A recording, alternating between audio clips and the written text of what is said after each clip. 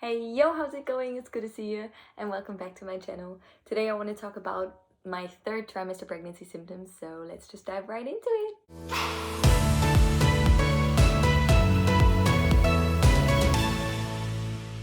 Alrighty, so during my third trimester of this pregnancy, I still felt very gassy and I also still had constipation, which was super annoying. But because I had like an iron deficiency, I had to take iron tablets and those just encouraged constipation even more.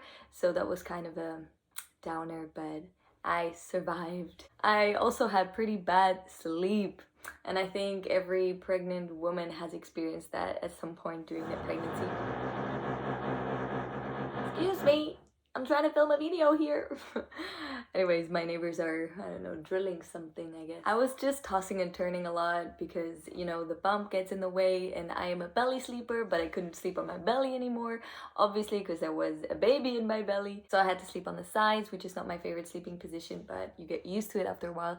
And also, you have to go to the toilet every few hours because there's just not as much room in your bladder anymore because there's a baby lying on it. And I also had pretty wild dreams sometimes, which woke me up, sometimes even like sweaty, or I also had some nightmares, which was a little bit frustrating, but I guess that's just all part of the uncertainty. You never know if the baby is actually healthy, if everything is going well. Yeah, there are just some worries and also lots of expectations that you have to deal with and try to stay calm.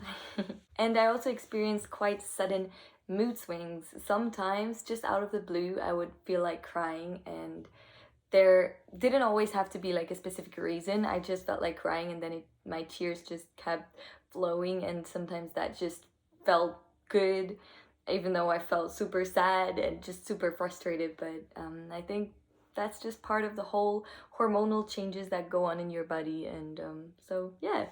I was also still super sensitive to smells, sounds, and also touch. I don't know, sometimes it just felt too much. My whole body was already super sensitive, though my belly was super huge, and that obviously also has an effect on your mental health.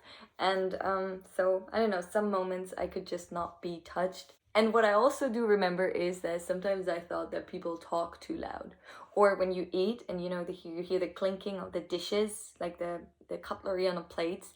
Sometimes that was too loud for me too, and I felt it ring in my brain. That's super funny and super crazy, but I remember that. What I also experienced are practice contractions, but different than in the second trimester.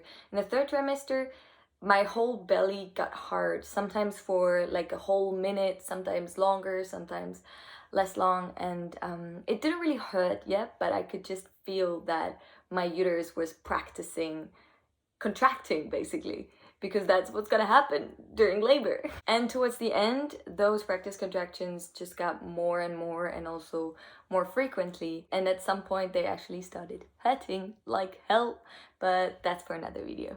I also started feeling the baby's hiccup in my belly, and that was so crazy. I still remember the first time I felt them. It was just like a rhythmic jerking sensation in my lower abdomen, and I was like, oh my god, what's happening? Is he having a seizure in my belly or something? So I called my midwife, but she says no, it's all right, it's just a baby practicing breathing, and it's totally normal, and it's gonna happen a lot more over the next few weeks.